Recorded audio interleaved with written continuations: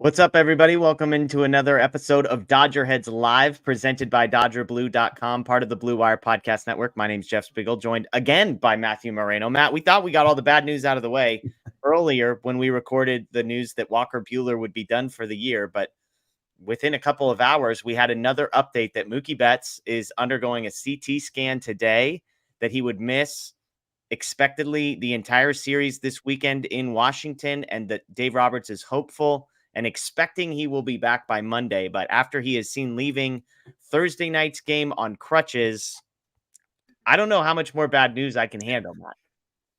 Yeah, this is an interesting case because I feel like there's definitely honestly, it kind of, to me, it boils down to how do you want to look at everything? Yeah. On one hand, Mookie needing to get, obviously leaving on crutches, like you said, Thursday night. And now, even though x-rays were negative, still needing a CT scan, to me, is cause for some concern. Yeah. The flip side is Dave Roberts did tell reporters out there in DC that some of the swelling did go down. He was feeling a little bit better. He is off of crutches. So if you want to take that and sort of run with it, then you can, and you can say no, like he just needs a few days off. And the Dodgers, obviously, as we've discussed in different videos, they have a huge lead in the National League West. They're pretty much cemented into the number 2 seed in terms of the NL playoff bracket. But, and I could say this for, how the Dodgers have operated with injuries, this is a little bit different. And so that's what has me concerned than not. Yeah, I'm with you. On one hand, to your point, you said it, the x-rays did come back negative. I'm not a medical person to know why, if x-rays came back negative, a CT scan was necessary. That's the piece that's weird to me. Do you have any insight? Did they mention that? So with the differences between the two is a CT scan, and sometimes, honestly, even an MRI can reveal more of like a hairline fracture that an X-ray may not have picked up. And so that's why, I'm a little worried. I'm a little worried that they are going for the CT scan, especially because, look, the Dodgers, JD Martinez was scratched from the lineup a handful of times before the Dodgers finally decided to make a move, right? And with other players who have had injuries, sometimes they'll do the X-ray and then they'll say, yeah, X-rays were negative. He's just going to take a couple days off and then he'll be fine. And then maybe 3, 4, 5 days later, when said player hasn't returned yet, they decide, oh, let's do, a CT scan or additional testing. Yeah. So because of that, I'm a little worried that they are taking the preemptive action to just get ahead of it with a CT scan already. The flip side is, it is Mookie Betts. Obviously, you want to kind of know if there is anything sort of going on right away as opposed to waiting. But again, it kind of boils down to how you choose to look at this particular situation. The chat, by the way, loves your medical analysis here. It says you're spot on with the CT scan. We've even got an RN, Linda, chiming in saying a CT picks up more than an X-ray. So, look, in my head, I'm a question asker. Why do we not just start with the CT scan? Like, why are we doing an X-ray at all if we're eventually going to do a CT scan? It's not like money's the issue here, right? I do believe, and hope maybe we could get more feedback from our chat. I think swelling it plays a part in all of this. Okay. And so maybe it may have been too swollen last night to really do the CT scan. So you do the initial X-ray just to make sure that there's not like a bigger fracture or a bigger break. Yeah. And once you rule that out, if you see, he's still in some discomfort and all that, then you can kind of follow up with the additional testing. Okay. Well, there you go. So who knows? But I mean, with all that the Dodgers have endured, and you bring up the JD Martinez point here, we joke, and it's mostly not actually a joke, about Dave Roberts and injury updates for the Dodgers. You and I think, are both aligned that we're not just like, oh yeah, Mookie will be fine 3 days from now, Monday, he'll be back in the lineup, right? Like, I mean, I would say 50-50 is generous if Mookie Betts is in the lineup for Monday, in my estimation. I agree. And I think another factor to all of this too is the general consensus, and I think rule of thumb, or kind of known or accepted maybe in the medical field, is also when you're flying, that doesn't help with swelling. Yeah. And so, they flew from Miami to DC, which, yes, they are staying in the East Coast, but you are flying, up the coast. And then they're going to have to fly back again Sunday to come home. So does that sort of delay the potential recovery process? And if so, I think it leads to your suspicion that, is how likely is it that Mookie is back in the lineup on Monday? I agree with you. I don't think it's all that likely. If he misses all 3 games against the Nationals, which I fully expect and I think is reasonable, Yeah. to then have him be on a flight with the team coming back across country and then starting, like, I just don't necessarily see it. I think we're looking at, maybe Wednesday would be like, maybe he's available to pinch hit Tuesday and then starts Wednesday would be is my kind of initial read. Yeah. And this is, again, reading between the lines on trying to understand the language of Dave Roberts and what it historically has meant. When Dave Roberts says a few days, does it actually mean 5 or 6 days or eventually an IL stint or whatever, and to some people in the chat saying, hey, give Mookie a break, just let him get off his feet for a little bit. We are in full agreement there. The question is whether or not there's something more underneath the surface. And if they said, hey, he's a little sore, nothing's broken, no hairline fracture, we just wanted to give him 4 days off, you're going to double thumbs up from this guy. But I think until we know and we've heard, hey, CT scan results, all clear, nothing to worry about, just a bruise, a little bit of swelling, which Dave Roberts did say, I think you mentioned, has gone down already. He's off of crutches, the whole deal. So once we get that, then I'm perfectly fine with giving Mookie Betts a couple days off as far as rest goes. I think, the worry here is that it's something a little bit more serious. Go ahead.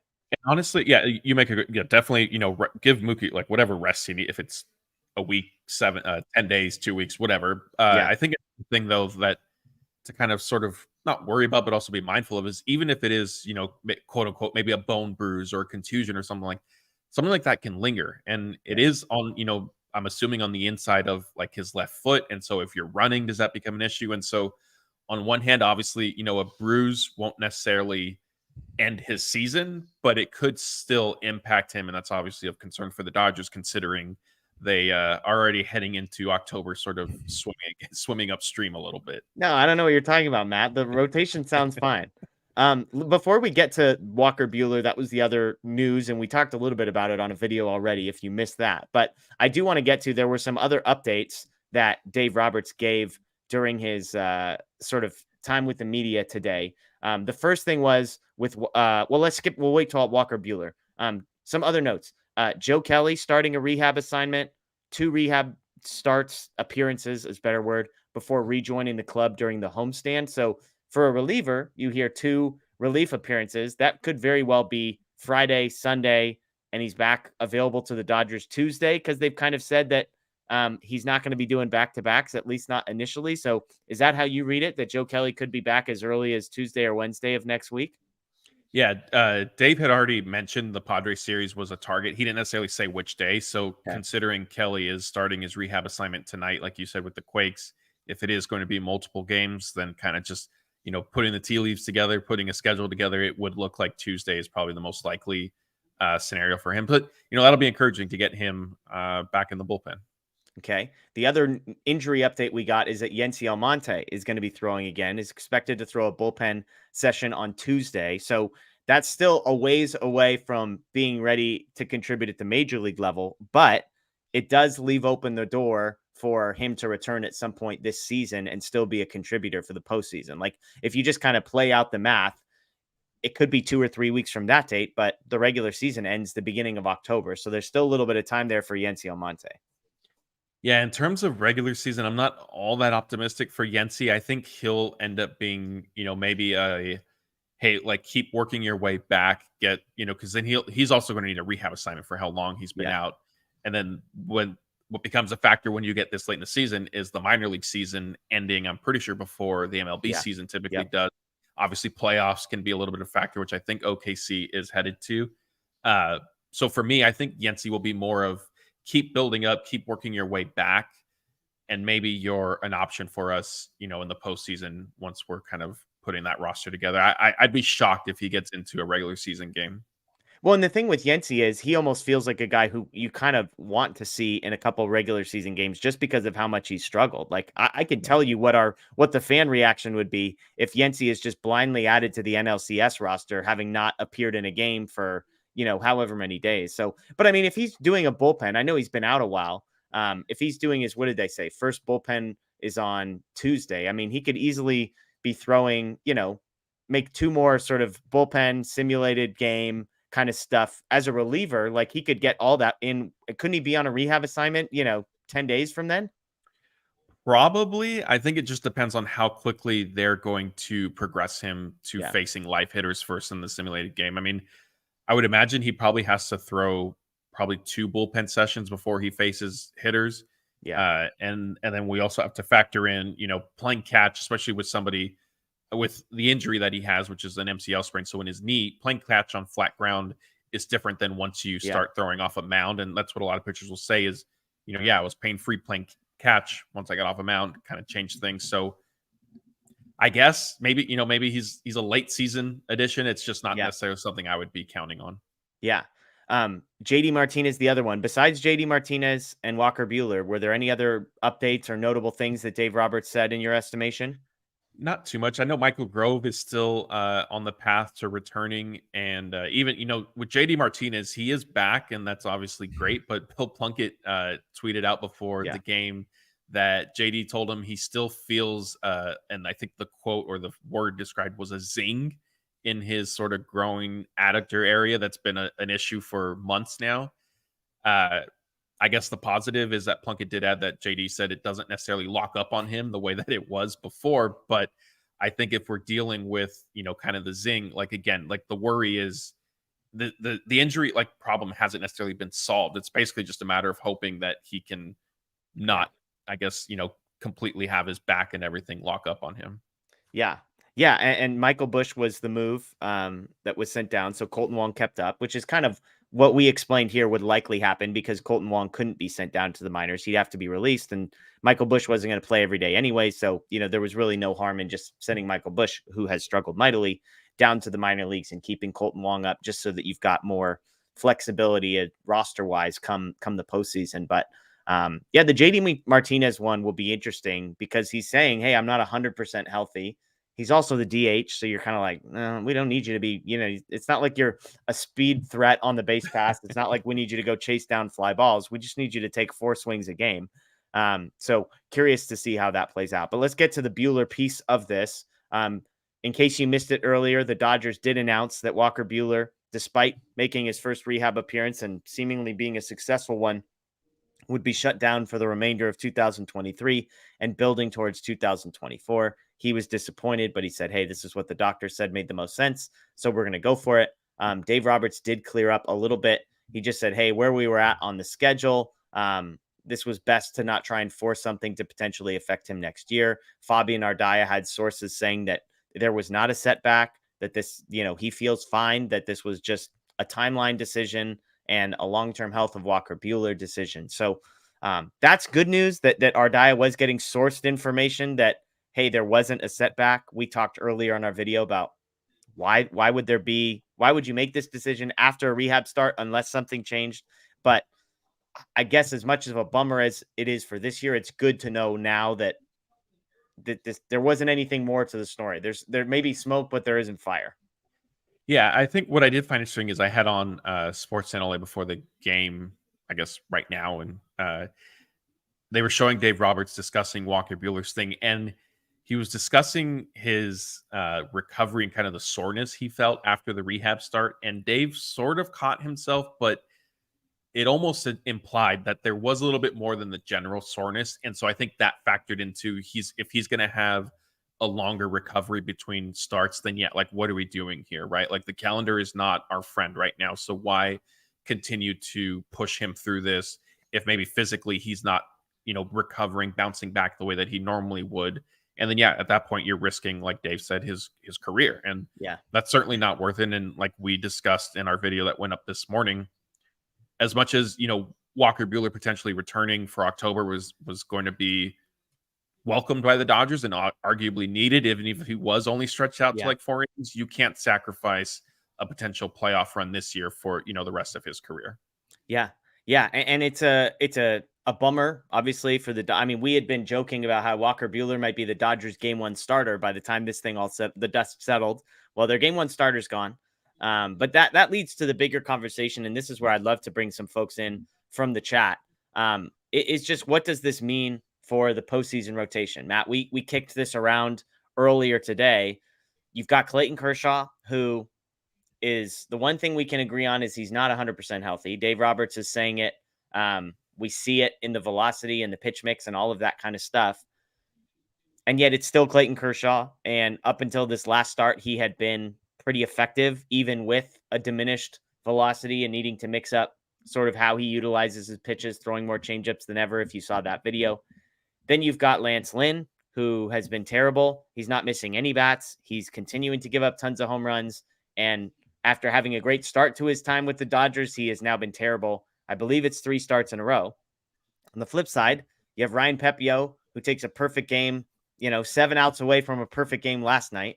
You've got Emmett Sheehan, who had a 45% whiff rate in 4 innings against the Braves. You have Bobby Miller, who dominated against the Braves. You've got Gavin Stone, whose last outing at the major league level was a good one. His last outing at the minor league level was a good one. You've got Michael Grove due back as sort of a bullpen guy. You've got Ryan Yarbrough, who Dave Roberts says will pitch in some fashion on Sunday, whether it's a starter or not, TBD. It does feel like the options are new, but maybe they aren't quite bad options. If you had to choose, and this is where I want to ask the chat, who gets the game 1 baseball for you? NLDS 3-game series. You only need 3 starters. If the NLDS started now and your whole rotation was perfectly healthy, perfectly rested, let me rephrase. You get Clayton Kershaw in the state that he is in, but he is rested. Give me your number 1 starter. Is it Kershaw? Is it Bobby Miller? Oh, man. So I see I'm going to have some bad news for Blake. I know he's advocating for Lance Lynn to start game 1 in the chat in case some of our viewers missed that. I'm going to go against Blake's choice. And I think right now I'm leaning Bobby Miller. It's a slight edge. I think Clayton Over Kershaw. Who? Kershaw or Pepiot? So technically over Pepiot, because to me, Kershaw is locked into starting game 2, short of like, I don't want to say a miraculous turnaround, but basically, a turnaround that in just pitching effectively, even with whatever is going on with his left shoulder, because since he's come off the injured list, as much as it was, 5 innings, only 1 run allowed, whatever the case was, those starts weren't necessarily great. Like each one of them was a grind. He had a high pitch count, long innings. So assuming that that's kind of the version of Clayton Kershaw that the Dodgers are going to have, I start him game 2. I don't think they push him back all the way to a game 3, even if you could argue that results may warrant it. So Bobby Miller, I think, has fared well. And there goes Blake Mm-hmm. using nerd stats again. We're not gonna acknowledge those. Bobby Miller's acknowledge that for the record. Bobby Miller has been around basically, obviously, for the entire season, and so that's why I think right now he has the edge over Ryan Pepiot. But if Bobby Miller regresses at all and Pepiot kind of continues on his trajectory that we've seen, because he's pitched well in every game that he's been up with the Dodgers so far. Granted, it's only 4. But if Pepiot keeps trending in that direction, and if Bobby Miller does have, these big innings that kind of spiral on him a little bit to finish out the regular season, then I might consider giving it to Pepiot. Yeah. But if not, I think Bobby Miller certainly has the makeup. He's pitched in enough, sort of big games against marquee opponents so far this season that I could trust. I think you could trust him in a game 1. So for now, I'm going Miller, Kershaw, Pepiot as the first 3. And in the NLDS, you might only need 3 starters if A, you sweep the series, or B, because of all the off days. Yeah, with all the off days, your game 4 starter, your game 1 starter could pitch game 4 on normal rest. So that's the beauty of that series. NLCS is when you would need 4. Look, it's a weird take right now. I still have Kershaw as my number 1 starter. I just trust him. I think there's value in experience. I think the moment won't be too big. Game 1 moment, it feels like it has a little bit of extra added pressure to it. So look, this could all change. We're talking about today, knowing what we know. I did a breakdown on Kershaw a few days ago on our YouTube page and talked about the pitch mix, but I also talked about that some of the underlying metrics. Blake wanted to talk about FIP. Like his FIP is bad. His xFIP is a little bit better. His expected batting average has been, better than his season average in I think 2 or 3 of the 5 starts that he's made since coming back. So it's sort of a mix of he is limiting hard contact, and yet he's not getting swing and miss and that kind of stuff. So I'm not here to say that Kershaw has been amazing. I'm just saying if the health status of Kershaw remains the same, I know it's not popular, but I would just put Kershaw out there. Bobby Miller, I think, is great. It's a roller coaster. and when his stuff is not on, somehow the earned runs tend to pile up against him in a way that they don't typically pile up against Kershaw. I'm not an anti-Bobby Miller guy. I'm just pointing out he had 4 earned runs in 2 of his last 3 starts apiece. Pepio, I think we all agree on the 3. It's got to be Bobby Miller, it's got to be Pepio, and it's got to be Kershaw. It just is the order that you would put those 3 in. And so I would go Kershaw, Bobby Miller, Ryan Pepio. Those would be my 3. I'd probably have Ryan Yarbrough as the piggyback guy to Bobby Miller. I like the hard-throwing righty, the soft-throwing lefty. I'd say Michael Grove. Give me 2 innings of him whenever Kershaw is out. Same thing. You got a lefty who's maybe throwing, low 90s. And then if it's not Grove or Sheehan. What's that? Yeah. Low 90s might be generous. 89. I think 80, 89, 88, 89. I mean, and then you've got a guy in Sheehan or Grove who can come in and throw 95, 96, 97 from the other side. So you've got a lineup that's built for lefties, to face a lefty, and then you got a righty. So I'd piggyback those. Grove. I would have Grove and Yarbrough Grove, Yarbrough, and Sheehan as my 3 piggyback guys in some order. And I'm not asking really any of those pitchers to get me. I'm planning for 4 innings from all of those guys.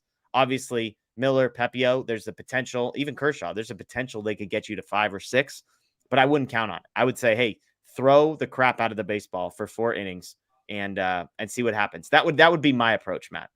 So that's fair. And then is Lance Lynn your game 4 starter, or are you saving him for the NLCS? I'm saving Lance Lynn for nothing, unfortunately. Lance Lynn is not pitching for the Dodgers because he has no value as a bullpen guy because he's not missing any bats. Look, I've felt like the Dodgers had to massage some feelings sometimes. Lance Lynn's a free agent at the end of the year. The way he's pitched the last few games, like he ain't getting a qualifying offer and he ain't coming back to the Dodgers. So Lance Lynn belongs nowhere near a rotation as far as I'm concerned. I would much rather have, Yency Almonte. Like that's an arm I would much rather have over Lance Lynn available at my disposal. Come post. I would rather have Gavin Stone than Lance Lynn. Like there's a bunch of dudes I would take before Lance Lynn. So to answer your question, I am saving Lance Lynn for free agency is what I'm saving it for. Yeah, that decision is going to be interesting to me because I'm still not fully convinced they leave him off the roster.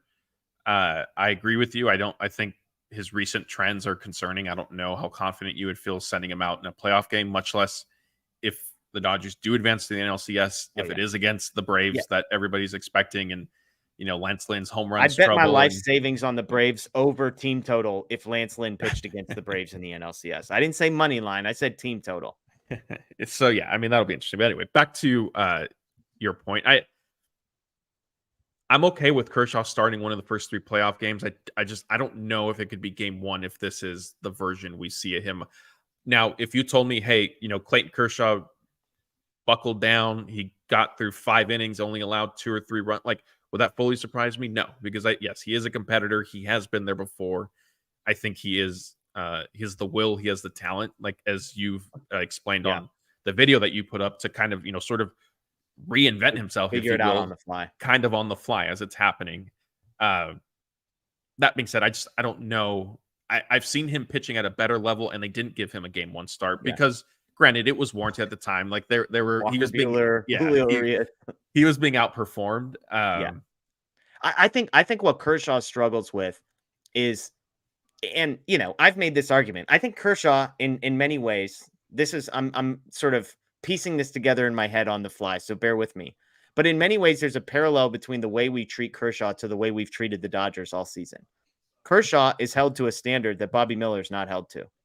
Like Kershaw, everyone's talking about how washed Kershaw is and all this stuff. And again, there's underlying metrics that would tell you that that's not totally unfair. But those same people then hold up Bobby Miller as like, oh my gosh, this guy's so much better. He throws 100 miles an hour, put him. And it's like, okay, like what Bobby Miller, again, had 4 earned runs in 2 of his last 3 starts. And yet everyone's like ready to jump off his bandwagon. Kershaw had what in his last start? What was it? Was it 4 earned runs in his last start? Was that right? 3 earned runs.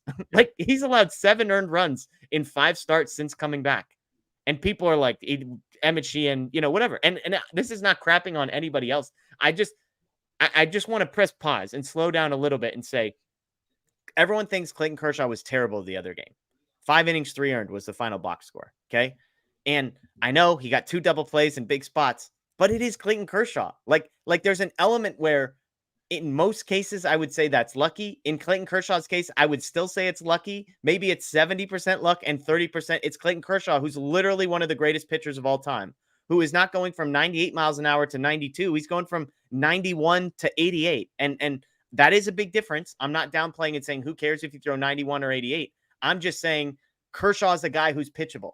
Like, he can figure it out. He can nibble. He can dot. Now, that's one of the things that he hasn't had. He's not throwing a ton of strikes the last two. So, like, there's an element of that that's highly concerning to me. I'm just saying we're not giving Clayton Kershaw any benefit of the doubt. And we are like taking the best version of Emmett Sheehan and Bobby Miller and Ryan Pepio that we have in our head and just saying, this is for sure who Bobby Miller is. But like, I know Kershaw's number 7 earned runs in 5 starts, but, and I don't know. I just feel like we're holding him to a standard much in the way that we've held the 2023 Dodgers to the standard of the 2022 Dodgers. Whereas the Orioles, I mean, it's a perfect parallel. It's like everyone loves the Orioles. They're the darling, but they're the Bobby Miller. It's like, oh, young and exciting and new and fresh. And so they're compared to the Orioles, who have always sucked. Whereas the 2023 Dodgers were compared to one of the greatest regular season teams of all time. And so people crapped on them for 6 or 7 months. How's that? How's that for an analogy on the fly, Moreno? That was good. I could see some merit to that. I think, look, like, I can't speak for everybody, and I know you're not asking me to. Like, I can't speak for everybody else, and I think I do agree there has been some of that with Kershaw. For me, though, what it honestly boils down to is I just don't think he's healthy. Yeah, I He's agree. not, like, right, like, he's not, and so because of, like, that changes. Like, it's not just, a few years ago where it looked like, oh, maybe he had kind of dropped off a little bit because of age or whatever. Like, this isn't that. Like, this is legitimately, in my opinion, his left shoulder is being held together by who knows what at this point.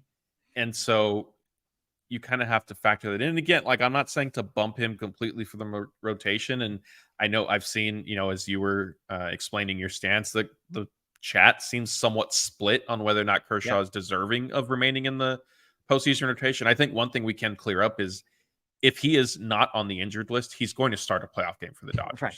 And that's, and I'm okay with that. Like, short of, he doesn't have value out of the bullpen too. That's the other piece. Like, these other guys, when you're throwing 97, you can be a bullpen piece. Kershaw's not coming out of the bullpen. Right. And thankfully. Look, and like you said, maybe, they changed the approach for October. Like, regular season a little bit different. If they go into a playoff game, they say, hey, we're only pitching you 3 or 4 innings tonight. You're basically, I don't want to say a glorified opener, but an opener in the sense of more than 1 inning. So just let it, whatever you kind of have and can give us, just let it go for 3 or 4 innings, and we're going to figure out the rest. Whereas in the regular season, he's trying to pitch into the 5th or 6th, maybe even deeper, to save the bullpen because you're playing every day and this and that. So could that help? Potentially. I mean, I don't think that Kershaw's all of a sudden going to say, okay, I'm only pitching 4 innings. I can throw 95 now. But maybe he can get it up to 91 or so. And, I think perhaps, but I agree with you. Like, he's earned the benefit of the doubt to at least be given a shot. And I know that might not be a popular opinion, but look, it is what it is. There are very few generational players, franchise icons that kind of are in his category. And you take the good with the bad with them. Yeah. And look, I mean, I like Emmett Sheehan. Everyone that wants Kershaw out, like, Emmett Sheehan's ERA this season at the major league level is 5.3. Like, his last outing was incredibly good. The outing before that was really good. That was a month ago. I mean, he's made 1 outing at the major league level in the last month. So, like, and before that, he had an 8 earned run, a 4 earned run, a 5 earned run, a 3 earned run game. Like, so again, I'm pro Emmett Sheehan. Like, if you watch the video today, my bet of the day was an under on Emmett Sheehan hits allowed. Like, I think Emmett Sheehan is very good. To me, it's like Bobby Miller has 1 good start. Emmett Sheehan has 1 good start. Clayton Kershaw has 1 bad start. And like, everybody blows up the depth chart after 1 outing. And again, Kershaw's last 5 have been, I would say the last 2 are concerning. When I go back and look at velocity, the first 3 back from the injured list, the velocity and all that kind of stuff was like pretty fine. And it's been a mixed bag. Like, his whiff rate on his fastball was 0, but like overall it was like 20-ish%, which is like not good, but not embarrassing. That was not Noah Syndergaard bad. So again, we'll see. I mean, and I'm like, I hold this all loosely. Like, the beauty of this is we're in a hypothetical. What will the Dodgers do?